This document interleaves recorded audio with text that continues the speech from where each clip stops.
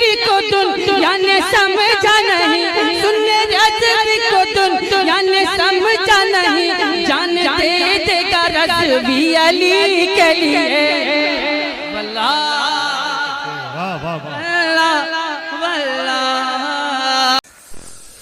अस्सलामु अलैकुम रहमतुल्लाहि व बरकातुहू। सामीन कराम, 29 मई 2022 को मुंबई के माटुंगा में सुन्नी बरेलवी और मौलाई हजरात के बीच में एक मुनाजरा तय पाया गया था, जो किसी कारण से नहीं हो सका। फिर उसके बाद मौलाई हजरात ने उस मुनाजरे के ताल्लुक से बहुत सारी बातें झूठे फैलाई, जो आप आज इस वीडियो में सुनेंगे। ये लोग किस कदर से गलत बयानी करते हैं। कभी ये लोग ताजिया को सही साबित करने के लिए कुरान से अपने हिसाब से हवाला पेश करते हैं, कभी हजरत अमीर मुआविया के ताल्लुक से उन्हें माजल्ला मुनाफिक साबित करने के लिए हदीस की किताबों से अपने हिसाब से ये लोग बयान करते हैं। तो आज मुंबई मुनाजरे के ताल्लुक से जो इन्होंने झूठ फैलाया है, इस वीडियो में सुनेंगे। 29 मई 2022 को मेरे पास बहुत ज्यादा फोन आए कि कारी अहमद हसन साहब, आपसे मुनाजरा होना था मुंबई में, Matunga labour camp, Dharavi, Mumbai, Maharashtra, Bharat, India में। लेकिन सारे लोग इंतजार करते रहे, फोन पर फोन आते रहे और हम लोगों से कहते रहे कि बरेलवी खारजी मुनाजरा नहीं कर सकते हैं और कर भी नहीं सकते। सामीन मोहतरम, इनको मुनाजरा करना ही नहीं था, इसलिए इन्होंने एक मक्कारी की, दजल किया, फरेब किया। इनको मुनाजरा नहीं करना था, इसलिए इनको मालूम था कि अगर बरेलवी जमात के लोग मुनाजरा करेंगे तो शिकस्ते फाश होगी, यकीनन ये लोग हारते। तो इन्होंने अपने हारने के डर की वजह से मुनाजरा नहीं किया और चाल ये चली जो मुआविया ने चली थी और जो यजीद ने चली थी और जो मुनाफिकीन चलते हैं, उसी रविश पर ये बरेलवी खारजी मुनाफिकीन हैं। तो इन्होंने ये चाल चली कि हमारी जो बम्बई की मौलाई कमेटी है, उसके खास रुकन अली जनाब शाहुल हमीद साहब पर केस कर दिया। जब इन्होंने केस कर दिया तो फिर हमारे मौलाई भाइयों ने भी, जो बम्बई की मौलाई कमेटी है, उसने भी इन 4 मुफ्तियों के ऊपर केस कर दिया। यानी केस इन्होंने इसलिए किया, FIR दर्ज इसलिए कराई ताकि ये अहम रुकन है शाहुल हमीद, जो माटुंगा लेबर कैंप के रहने वाले हैं और अशरफिया जामा मस्जिद के सदर भी हैं, अगर हम इन पर केस कर देंगे तो मुनाजरा नहीं होगा।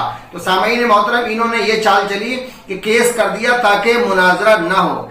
केस तो मुनाजरे के बाद भी हो सकता था।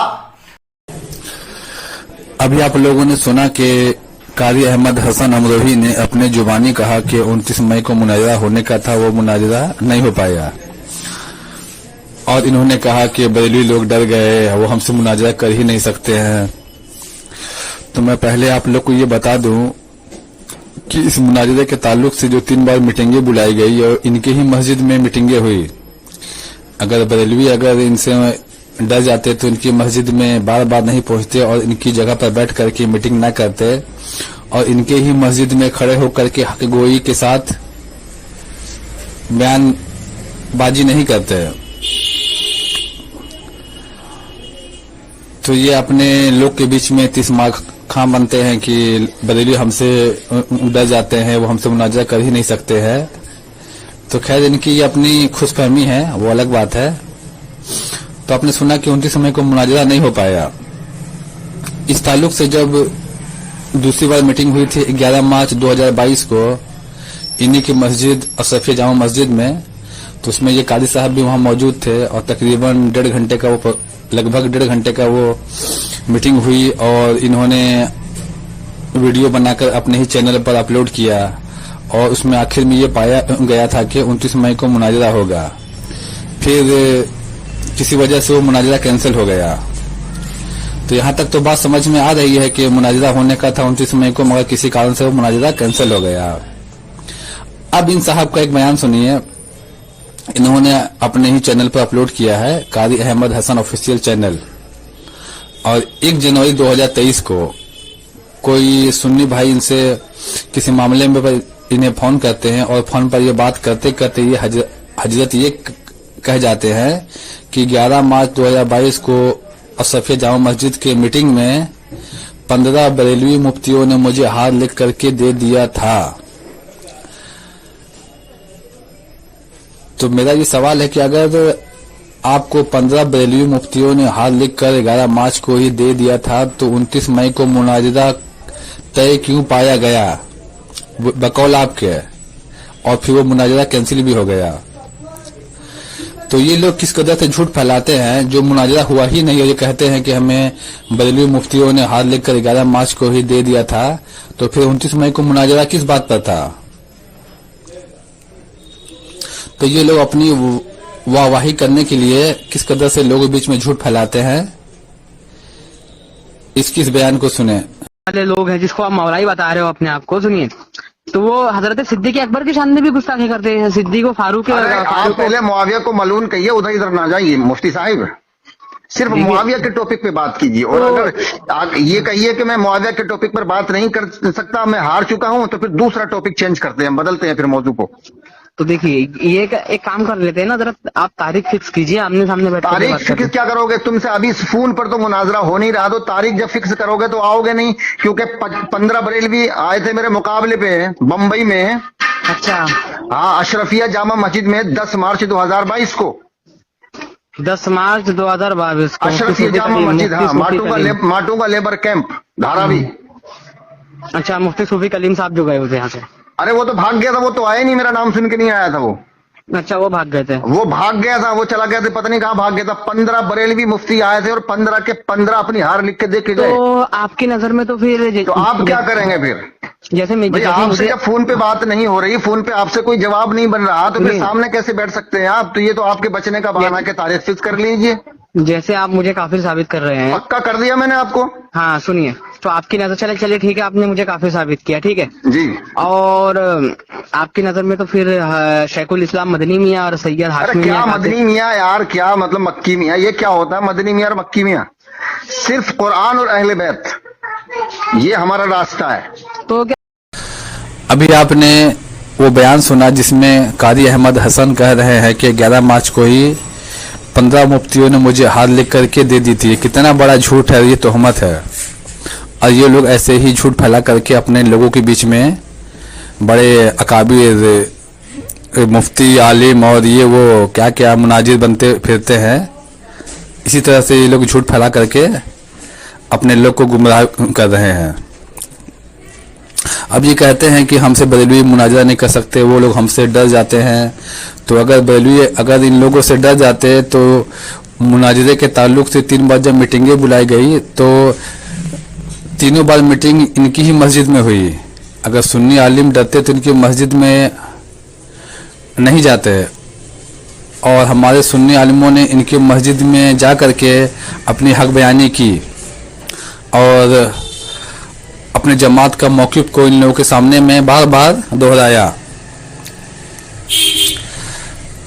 अब एक बयान सुनिए जो पहली मीटिंग हुई थी जनवरी में, उसमें हमारे मुफ्ती सूफी कलीम रजवी साहब ने किस कदर से खड़े होकर के हमारे अकायद का मसलके आला हजरत की तर्जुमानी बड़ी बेबाकी से की है इन लोगों के बीच में।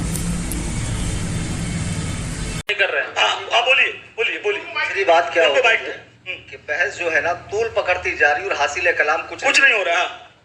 किताबुल्लाह नीचे हैं, ये साहब कह रहे हैं कि मैं यहाँ का फैसल हूँ, हकम हूँ। ऊपर नहीं आप बोलिए ना, आप जनाब। नहीं, आपको नीचे बैठना चाहिए। अल्लाह की किताब नीचे है, ऊपर बात नहीं, इसमें हदीस पाक तो है, पुराने पाक के बाद सबसे बड़ी किताब हटा दो, सही बुखारी। हाँ, हम लोग चूंकि अदब वाले लोग हैं, जमात, तो हम हुजूर अलैहिस्सलाम, आपकी अहले बैत पाक, आपके सहाबा किराम और आपकी मंसूबात का अदब करते हैं माशाअल्लाह। अभी जैसा इन्होंने बताया ये साहब ने, मैं देख रहा हूँ कि मुफ्ती साहब ये उलझ रहे हैं, हालांकि उलमा सामने बैठे हुए हैं और ये साहब माकूल बात कर रहे हैं कि भाई जब मुनाजरा करना हो तो एक मौजू तय कर लिया जाए, एक वक्त मुतय्यन किया जाए, एक जगह भी फिक्स कर ली जाए, क्योंकि हकीकतन ना इनको मुनाजिर की हैसियत से बुलाया गया, ना मुनाजरा बताया गया, ना हमें मुनाजरे की हैसियत से बुलाया गया। बात होंगी। अब ये जो बातें सामने आई, मुझे तो अभी पहली बार पता चल रही है कि पोस्टर पे मामला इतना तूल पकड़ गया और फिर इन्होंने मुआफी मांगी, पता नहीं क्या क्या हुआ। ये सारी बातें पर्दा इख्फा में थी, मेरे कान तक नहीं आई थी, अभी अभी मुझे मालूम पड़ी है। हम अहले सुन्नत व जमात जिसकी पहचान इस जमाने में मसलके आला हजरत से है। हम लोग सैयदना अमीर मुआविया रज़ी अल्लाह ताला वारदा अन्ना को सहाबी रसूल मानते हैं, आदिल मानते हैं, सिक़ाह मानते हैं, कातिब वही है, उम्मत के मामू है, बेशुमार फजाइल व मनाकिब के जामे वो मालिक है। और बकसरत अहले बैत पाक के अइम्मा किराम से भी, मुहद्दिसीन किराम से भी और तवातुर के साथ औलियाए उम्मत से उनकी मदह मनाकिब साबित है। इसको हम लोग साबित करेंगे।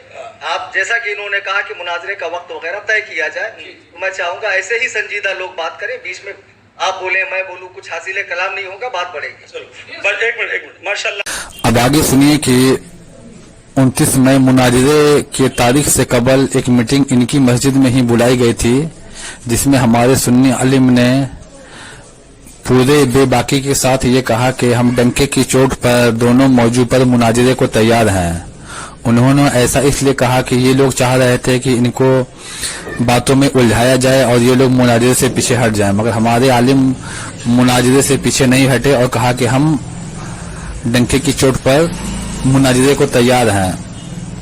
और ये लोग अपने लोगों के बीच में ये अफवाह फैलाते हैं कि बेलवी हमसे हार के डर से भाग गए, ऐसा हो गया वैसा हो गया, डर गए, ये लोग ये हैं वो हैं।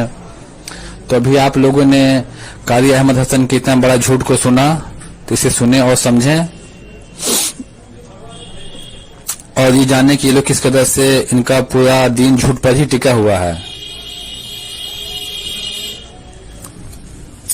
अगर 1 मिनट से ज्यादा मैं बोलूं, अगर 1 मिनट से ज्यादा बोलूं तो मैं आधा मिनट का टाइम दे रहा हूँ। आप जो कहना चाहते हैं वो लिख करके दे दीजिए, ये कह दीजिए कि ये हमें मंजूर नहीं है, बस बात खत्म। तो फिर तब मुनाज़ा कीजिए, हमारी बात तो सुनो। हम दोनों मौजू पर डंके की चोट पर मुनाजरा करने को तैयार हैं। अल्हम्दुलिल्लाह, अल्लाह का शुक्र है।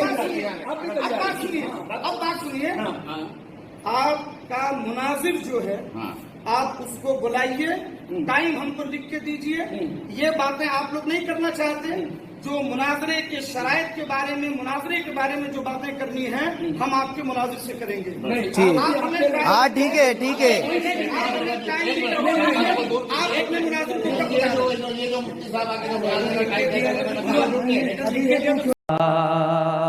न समझ मरते हैं जिंदगी के लिए, न समझ मरते हैं जिंदगी के लिए, न समझ मरते हैं जिंदगी के लिए, जीना मरना है सब कुछ नबी के लिए। वल्लाह